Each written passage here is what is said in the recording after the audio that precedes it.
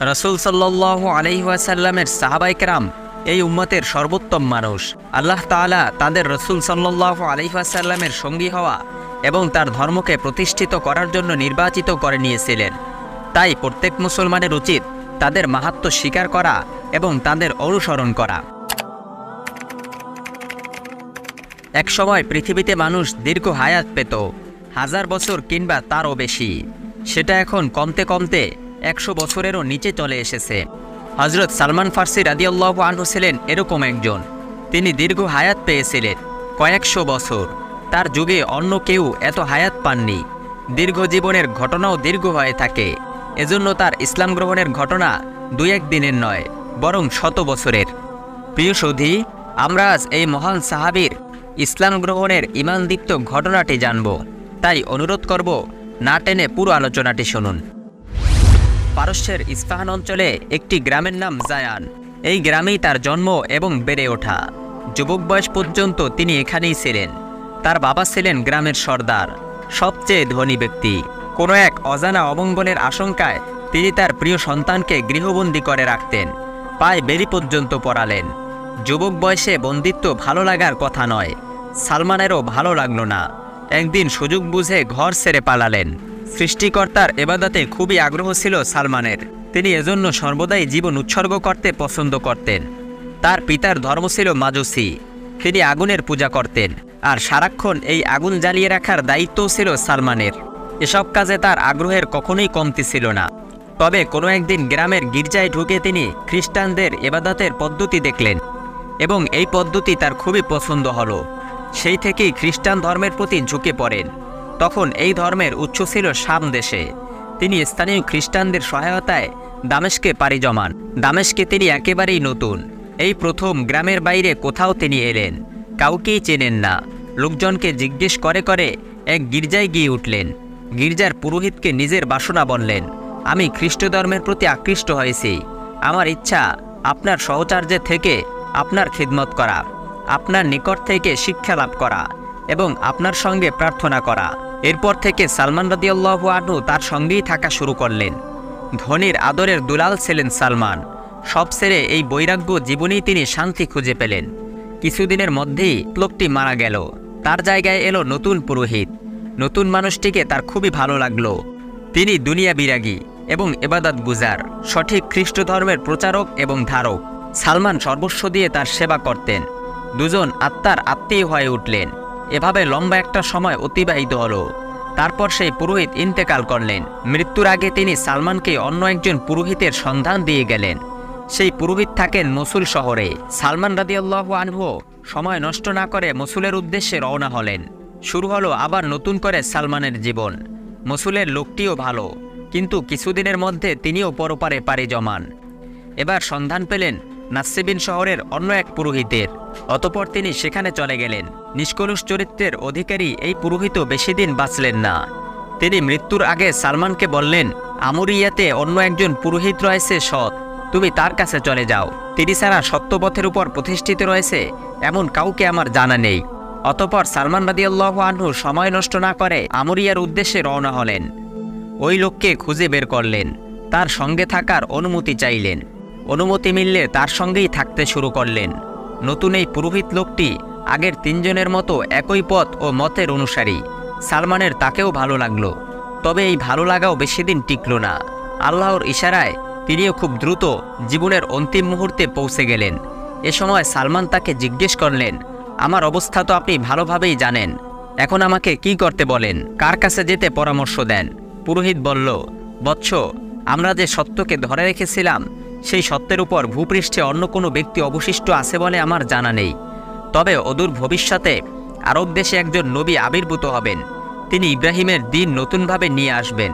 তিনি তার জন্মভূমি থেকে বিতাড়িত হয়ে বড় বড় কালো পাথরের জমিনের মাঝখানে খেজুর উদ্যান বিশিষ্ট ভূমির দিকে হিজরত করবেন। দিবালোকের ন্যায় সুস্পষ্ট কিছু নিদর্শনও তার থাকবে।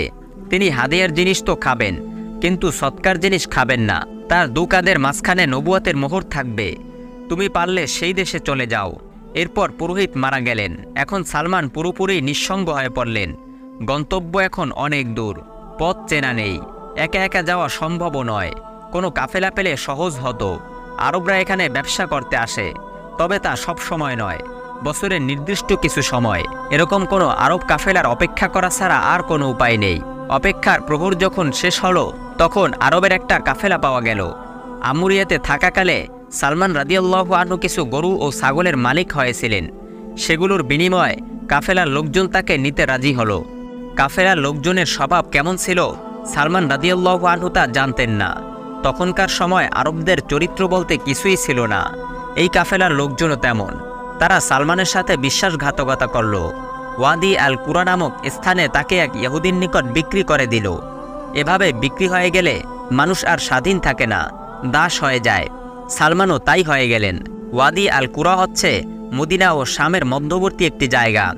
মাঝপথে এসে তাকে এখন একজন ইহুদির দাসত্ব করতে হচ্ছে। তবে এই অবস্থা বেশি দিন চলেনি। অল্প দিনের মধ্যেই ওই ইহুদির এক চাচাতো ভাই বেড়াতে এলো। সেই ইয়াসরিবের বনু কুরাইজা গোত্রে বসবাস করে। সালমানকে তার পছন্দ হলো এবং খরিদ করে নিল। পণ্য আর মানুষ বিক্রিতে তখন কোনো তফাৎ ছিল না। শেষ পর্যন্ত তিনি তার কাঙ্ক্ষিত শহরে এসে পৌঁছলেন। খেজুর উদ্যান বিশিষ্ট ভূমি ইয়াসরিব বা মদিনা। সালমান রাদিয়াল্লাহু আনহু তার মনিবের সকল আদেশ সঠিকভাবে পালন করতে লাগলেন। এরপর কোনো এক সময় রাসূল সাল্লাল্লাহু আলাইহি ওয়াসাল্লাম হিজরত করে কুবা পল্লীতে অবস্থান করছিলেন। চারদিকে এই খবর ছড়িয়ে পড়ল। ইহুদিদের পল্লীতেও এই খবর চলে আসলো। সালমান তখন খেজুর গাছের চূড়ায় খেজুর সংগ্রহ করছেন। একটু পরেই একজনকে তার দিকে দৌড়ে আসতে দেখলেন। কাছে আসতেই তাকে চেনা গেল। লোকটি ছিল তার মনিবের ভাতিজা। কাজের ফাঁকে সালমান লোকটিকে লক্ষ্য করছে। সে চিৎকার করতে করতে বলতে লাগলো, আল্লাহ তাআলা আউস ও খাজরাজ গোত্র ধ্বংস করুন। আমি কেবলমাত্র তাদের কাছ থেকে এসেছি। আল্লাহর কসম, তারা এখন কুবা পল্লীতে মক্কা থেকে আগত এক ব্যক্তির কাছে সমবেত হয়েছে, যে কিনা নিজেকে নবী বলে মনে করে। রসুলকে দেখার দেরি তার সহ্য হচ্ছে না। তিনি আর গাছের উপর বসে থাকতে পারলেন না, দ্রুত নিচে নেমে এলেন। মনিবের ভাতিজাকে জিজ্ঞেস করলেন, তুমি কি বললে, কি সংবাদ? একথা বলতেই মনিব তার গালে সজোরে এক চর বসিয়ে দিল। চর মেরেই সে শান্ত হয়নি, মারধরও শুরু করে দিল এবং বলল, এর সাথে তোর কোনো সম্পর্ক নেই, যা তুই গিয়ে তোর কাজ কর। সালমানের সহ্য করা ছাড়া কোনো উপায় নেই। চোখের পাপড়ি ভিজে উঠল। অসহায়ত্বেরও একটি সীমা থাকে, কিন্তু দাসদের জন্য এর কোনো সীমা নেই। সময় যাচ্ছে সময়ের মতোই। এক সময় সূর্য ডুবল। তখনই তিনি কিছু জিনিস সঙ্গে নিয়ে বেরিয়ে পড়লেন। অতঃপর যখন রাসূল সাল্লাল্লাহু আলাইহি ওয়াসাল্লামের কাছে গিয়ে পৌঁছলেন, তিনি দেখতে পেলেন রাসূল সাল্লাল্লাহু আলাইহি ওয়াসাল্লাম তার সামনেই দাঁড়িয়ে আছেন। এতকাল তিনি যেসব পুরোহিতদের সঙ্গলাভ করেছিলেন, ভেবেছিলেন নবীজি হয়তো তাদের মতোই হবেন, কিন্তু তাকে সেরকম লাগছে না। তার চেহারা থেকে জ্যোতির্ময় আলো বের হচ্ছে।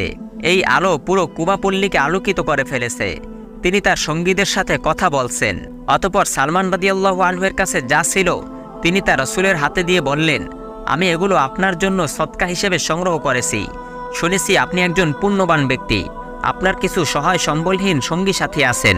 আমি দেখলাম অন্যদের তুলনায় আপনি এগুলো পাওয়ার অধিক উপযুক্ত। সালমান রাদিয়াল্লাহু আনহু খুব গভীরভাবে পর্যবেক্ষণ করছেন। রাসূল সাল্লাল্লাহু আলাইহি ওয়াসাল্লাম তার জিনিস স্পর্শই করলেন না। তিনি তার সঙ্গীদের বললেন, বিসমিল্লাহ বলে এই খাবারগুলি খেয়ে নাও। সালমান ভিন্ন কিছুই জানতে চেষ্টা করেছিলেন। তার মাথায় আমুরিয়ার পাদ্রীর কথা ঘুরপাক খাচ্ছে এবং তিনি দেখতে চাচ্ছেন তার বর্ণনা ঠিক আছে কিনা। যেহেতু পাদ্রী বলেছিল যে সেই নবী সৎকার জিনিস খাবেন না, তবে হাদিয়ার জিনিস গ্রহণ করবেন, সুতরাং রসুল হওয়ার প্রথম শর্তটি মিলে গেছে। তার ঠোঁট থেকে বের হলো, এটি প্রথম নিদর্শন। আল্লাহর কসম, তিনি সৎকার খাবার খান না। এরপর তিনি ফিরে এলেন। পরের দিন আবার কিছু জিনিস সংগ্রহ করে রসুলের নিকট এসে হাজির হলেন। এবার তিনি বললেন, আমি দেখেছি আপনি সৎকার খাবার খাননি। আপনি বিশ্বস্ততা ও দয়া দেখিয়েছেন এবং আমি এটি খুবই পছন্দ করি। এবার আপনার জন্য সৎকা নয়, বরং কিছু হাদিয়া নিয়ে এসেছি। রাসূল সাল্লাল্লাহু আলাইহি ওয়াসাল্লাম তার হাদিয়া গ্রহণ করলেন এবং সাহাবীদের সঙ্গে নিয়ে নিজেও সেখান থেকে খেলেন। দ্বিতীয় নিদর্শনও মিলে গেল। তিনি তার আবেগ ধরে রাখতে পারলেন না এবং আনমনে হয়ে বলে উঠলেন, এটি দ্বিতীয় নিদর্শন। তিনি হাদিয়ার খাবার গ্রহণ করেন এবং তা থেকে নিজেও খান। এরপর অন্য একদিন সালমান রাদিয়াল্লাহু আনহু রাসূল সাল্লাল্লাহু আলাইহি ওয়াসাল্লামের কাছে গেলেন। রাসূল সাল্লাল্লাহু আলাইহি ওয়াসাল্লাম তখন বাকি আল গারকাদ কবরস্থানে তার এক সঙ্গীকে দাফন করছিলেন। সালমান দেখলেন রাসূল সাল্লাল্লাহু আলাইহি ওয়াসাল্লামের গায়ে এক ধরনের ঢিলা পোশাক জড়িয়ে বসে আছেন। তিনি তাকে সালাম দিলেন। অতঃপর রসুলের পিছনের দিকে দৃষ্টি ঘুরিয়ে আমুরিয়ার পাদ্রীর বর্ণিত তৃতীয় নিদর্শন নবুয়তের মোহর খুঁজতে লাগলেন। রসুল সাল্লাল্লাহু আলাইহি ওয়াসাল্লাম তার উদ্দেশ্য বুঝতে পেরে পিঠের চাদরটি সরিয়ে নিলেন। তখন সালমান মোহরটি স্পষ্টভাবে দেখতে পেলেন। অতঃপর তিনি স্বতঃস্ফূর্তভাবে ঈমানের ঘোষণা দিলেন। তখন থেকেই সালমান রাদিয়াল্লাহু আনহু মনিবের কাজের বাইরে বেশিরভাগ সময় রসুল সাল্লাল্লাহু আলাইহি ওয়াসাল্লামের সঙ্গে কাটাতেন। হযরত সালমান ফার্সি রাদিয়াল্লাহু আনহু গোলামির কারণে বদর ও উহুদ যুদ্ধে অংশগ্রহণ করতে পারেননি। পরবর্তীতে রসুল সাল্লাল্লাহু আলাইহি ওয়াসাল্লামের সহায়তায় দাসত্ব থেকে মুক্তি লাভ করেন। এরপর তিনি খায়বার যুদ্ধে অংশগ্রহণ করেন। এই যুদ্ধে তিনি পরীক্ষা খননের পরামর্শ দেন।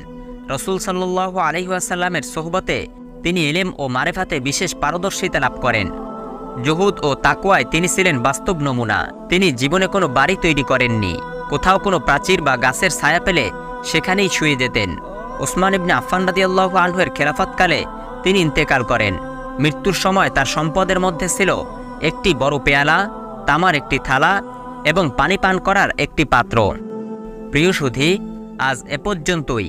আমাদের চ্যানেলে নতুন হয়ে থাকলে সাবস্ক্রাইব করুন। ভিডিওটি ভালো লাগলে লাইক, কমেন্ট ও শেয়ার করে অন্যদের দেখার সুযোগ করে দিন। আসসালামু আলাইকুম ওয়া রাহমাতুল্লাহ।